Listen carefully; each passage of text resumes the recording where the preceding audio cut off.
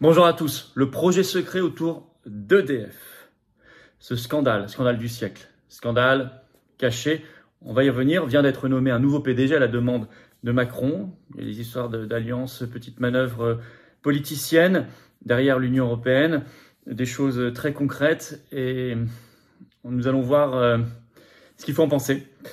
Des informations précises sont sorties sur un possible démantèlement d'EDF et comment contrer tout cela, évidemment. La meilleure manière, d'abord, c'est que tout le monde soit informé de cela. Évidemment, plus il y aura de Français informés, plus ils entreront en résistance. Et on pourra éviter le pire, bien évidemment, voire on pourra aller tous ensemble vers le meilleur. On va parler d'EDF aujourd'hui, de ce projet secret, ce projet caché, tous ensemble. On se retrouve ce vendredi 28 octobre à 19h en direct sur cette chaîne. N'oubliez pas, je prends vos questions en direct. On regarde l'actualité brûlante, qu'elle soit nationale, mondiale. Oh, il y a à dire, on va parler de tous les sujets ensemble en direct ce vendredi 28 octobre à 19h. Faites passer le mot, faites venir des gens qui n'ont jamais participé par exemple à ces directs. Ce serait formidable, bien évidemment. Continuez de vous inscrire pour la journée de commémoration au général de Gaulle. Cimetière, évidemment, un déjeuner tous ensemble, patriotes, c'est à Colombey, 2 églises, le 9 novembre, comme tous les ans. Il y a un lien pour s'inscrire sous la vidéo en description et continuez de vous abonner à cette chaîne YouTube. Petit bouton en dessous, s'abonner, vous cliquez, c'est gratuit, c'est instantané. Et plus vous êtes abonné, et plus ces vidéos circulent, on disait d'informer les gens en rendant ces vidéos visibles, bah c'est un bon moyen de le faire en un quart de seconde gratuitement, c'est de s'abonner à cette chaîne si vous n'êtes pas encore. Merci beaucoup à ceux qui vont s'abonner à cette chaîne, merci infiniment à ceux qui l'ont fait récemment, vous êtes nombreux à l'avoir fait récemment. Voilà, et ça c'est le summum, être adhérent aux Patriotes, ou réadhérent, ou faire un don de soutien.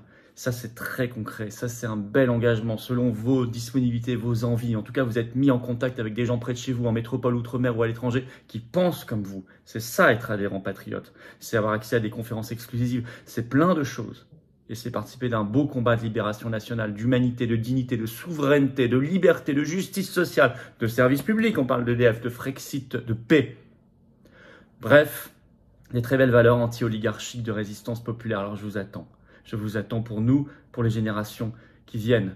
On ne pense pas qu'à nous, on pense aux enfants, aux petits-enfants, à notre pays, à notre humanité. Le lien pour adhérer ou réadhérer, c'est le même lien. Réadhérer, si vous avez adhéré il y a plus d'1 an, n'oubliez pas que ça dure 1 an. C'est le même lien, il est sous la vidéo en description, en premier lien. Il est également en commentaire épinglé dans les dernières secondes de cette vidéo en cliquant directement sur votre écran. Sous la vidéo en description, deuxième lien, c'est pour faire un don de soutien aux patriotes. J'en parlais, c'est pour permettre de faire tout ce qu'on fait parce qu'on n'a pas 1 centime de financement public cette année, rien du tout. Or, on fait et ça coûte cher. Et on subit l'inflation. Les dons supérieurs à 500 € bénéficient de nouveaux avantages des patriotes. Allez voir sur notre site internet. Mais dans tous les cas, quel que soit le montant, c'est vital, c'est bienvenu. C'est défiscalisé aux 2/3 pour vous, comme l'adhésion et la réadhésion. Donc bravo aux donateurs et aux réadhérents patriotes et bienvenue aux nouveaux adhérents patriotes résistants. EDF, le casse du siècle. Le projet caché, le scandale. Alors, tout part il y a pas mal d'années, on va y revenir en contexte rapide pour que chacun soit remis à niveau si vous n'avez pas suivi, mais j'ai fait plusieurs vidéos déjà sur EDF ces derniers mois, allez les voir si vous n'avez pas vu, mais en tout cas vient d'être nommé un nouveau PDG au profil inquiétant, très macroniste, et projet de nationalisation, mais vous allez voir, trompeur. Des manœuvres en coulisses politiciennes, avec les Républicains, etc. Des projets de démantèlement cachés, il faut absolument en parler. Alors EDF est dans le viseur depuis plusieurs années. Alors d'abord dans le viseur, il faut le savoir, de l'Allemagne, qui a toujours considéré que la France avait un avantage comparatif à avoir le plus gros ou l'un des plus gros électriciens du monde, qui assure évidemment une compétitivité supplémentaire à la France, enfin normalement. Donc l'Allemagne a toujours voulu démanteler EDF et utilise pour cela maintenant l'Union européenne. Alors j'ai fait des vidéos notamment sur le projet Hercule qui avait été lancé en 2019 chez EDF, projet qui visait à démanteler EDF en 3 entités, alors voulu par l'Union européenne. Donc ça, c'est ce qui a... Alors on ne sait pas si ce projet est gelé ou pas. Pour l'instant, on n'a pas d'informations. Je vais vous en reparler. EDF a été cassé bien avant cela. Les premières directives européennes de libéralisation de l'énergie, c'est 1996. À partir de là, on a créé de manière factice une concurrence avec des concurrents parasites qui ne produisent pas 1 kWh d'électricité, mais qui ont le droit de vendre. Et EDF est obligé de leur vendre une bonne partie de sa production à très bas coût. Donc ça, c'est ce qu'on appelle du parasitisme de marché, avec probablement derrière des gros problèmes de conflit d'intérêts, de corruption, etc. Et puis, il y a eu, au niveau de l'Union européenne, le marché européen de l'électricité. On a toujours le problème avec ce couplage entre le prix du gaz et l'électricité qui n'a absolument aucun sens, surtout pour un pays comme la France avec son énergie nucléaire. Alors, en 2012, selon le baromètre KPMG, la France était numéro 1 mondial de l'électricité. Vous voyez l'effondrement. En 2017, depuis 2017, EDF n'est plus le numéro 1 mondial de l'électricité, mais il l'était jusqu'en 2017. Alors, plus récemment, donc tout récemment, on va venir dans le vif du sujet, nouveau PDG, Luc Rémont. Sa nomination a été validée par le Parlement ce 26 octobre, elle avait été proposée par Macron. Validée plus exactement par les commissions des affaires économiques de l'Assemblée nationale et du Sénat. Or, le Parlement, ces commissions des affaires économiques à l'Assemblée et au Sénat pouvaient s'opposer à la nomination de Luc Rémont. Ça, c'est possible depuis une révision constitutionnelle de 2008 qui encadre davantage qu'avant l'article 13 de la Constitution, c'est-à-dire sur le pouvoir de nomination du président de la République. Il ne fait plus tout à fait ce qu'il veut. Si 2/3 des membres de chacune des commissions des affaires économiques à l'Assemblée et au Sénat votent contre une nomination proposée par Macron, alors elle ne passe pas. Mais là, il n'y a pas eu les 2/3 de vote contre. Et notamment parce que les Républicains, largement, ont joué le jeu et vous allez voir pourquoi. Donc ça a été validé le 26 octobre. Or, Luc Rémont, nouveau PDG d'EDF, a un CV très inquiétant. De 2002 à 2007, il fut dans les cabinets ministériels, notamment de Nicolas Sarkozy, puis d'un ministre de l'économie Francis Mer, puis de Thierry Breton, qui est aujourd'hui commissaire européen, vous le savez. De 2007 à 2014, il bascule dans le secteur privé, et pas n'importe où, banquier d'affaires, chez Bank of America Merrill Lynch. Et je cite sa fiche Wikipédia, mais enfin c'est écrit partout, je cite, il supervise à ce titre la vente d'Alstom Energy à l'américain General Electric. C'est lui, le coup macroniste, tout ça. Toujours dans sa fiche, il est écrit qu'il est décrit comme proche d'Alexis Kohler, secrétaire général de l'Élysée, aujourd'hui mis en examen, très proche de Macron.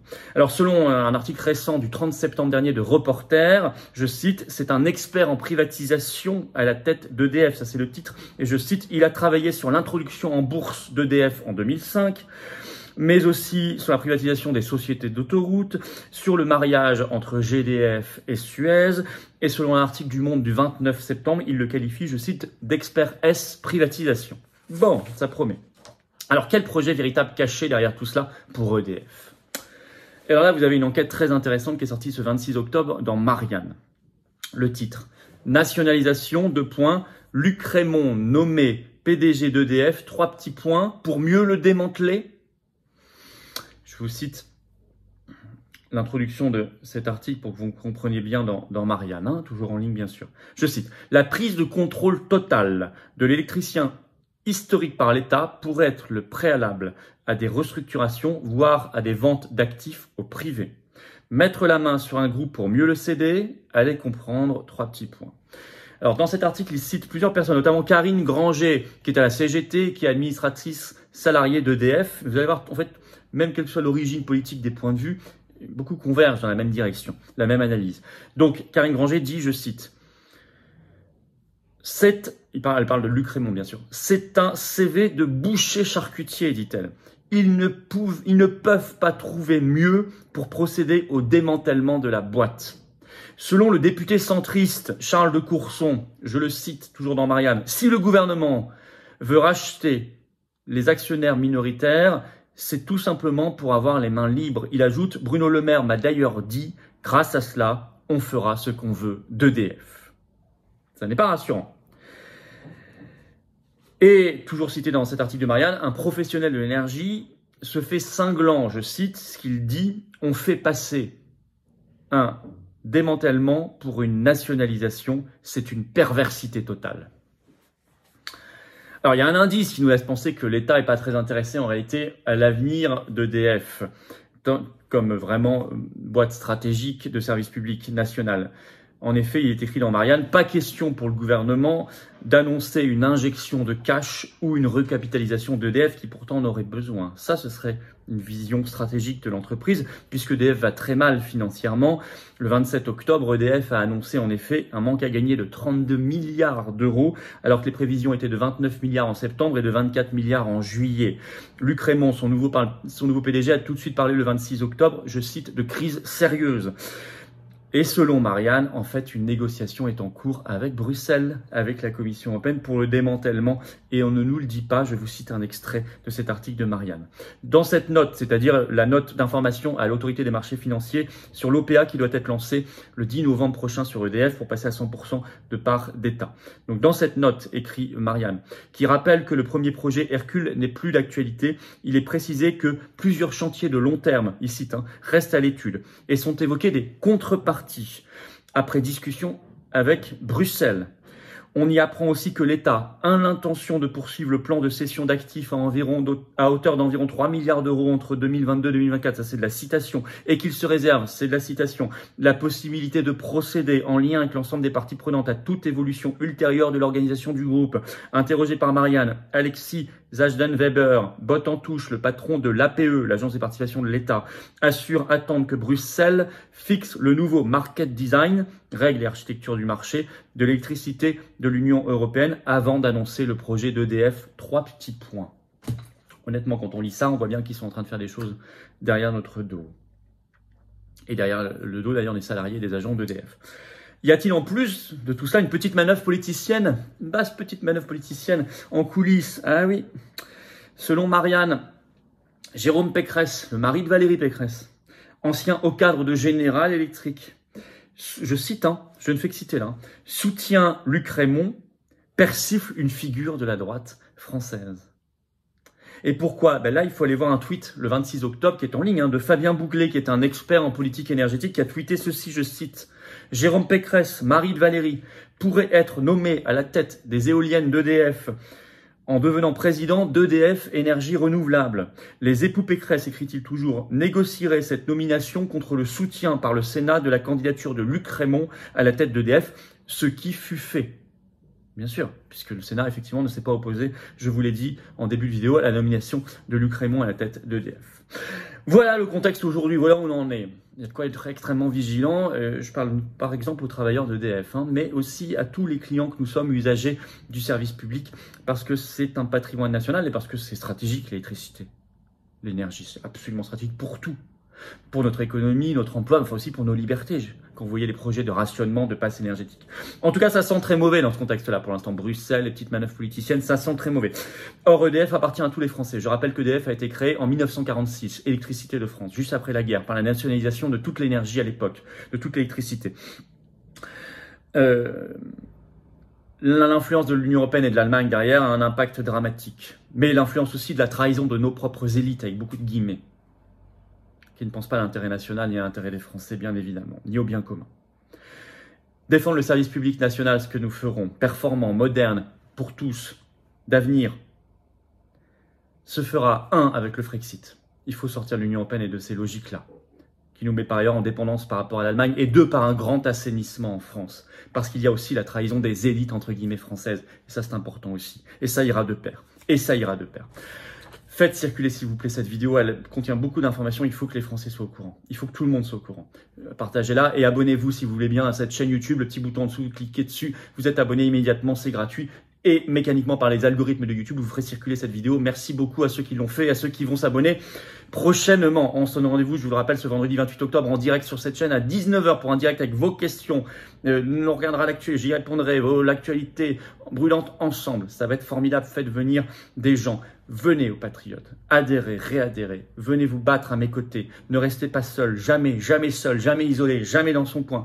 Ensemble, le plus grand mouvement souverainiste de France, c'est nous les Patriotes, c'est vous les Patriotes, le premier mouvement de défense des libertés et de la paix. Venez le conforter, venez entretenir cette dynamique de résistance populaire anti-oligarchique. C'est ça les Patriotes. Et bien je vous attends pour ces belles valeurs pour nous-mêmes et les générations qui viennent. Notre humanité, notre belle France. Le lien pour adhérer ou réadhérer, si vous avez adhéré il y a plus d'1 an, c'est le même, c'est le premier lien sous la vidéo en description pour avoir cette belle carte orange. C'est également un lien en commentaire épinglé et dans les dernières secondes, dans quelques secondes en cliquant sur votre écran. Sous la vidéo en description, le deuxième lien juste en dessous, c'est pour faire un don de soutien aux Patriotes. Vital, on fait, ça coûte cher, on n'a pas 1 euro de financement public cette année, pas d'aide bancaire, rien, or on fait.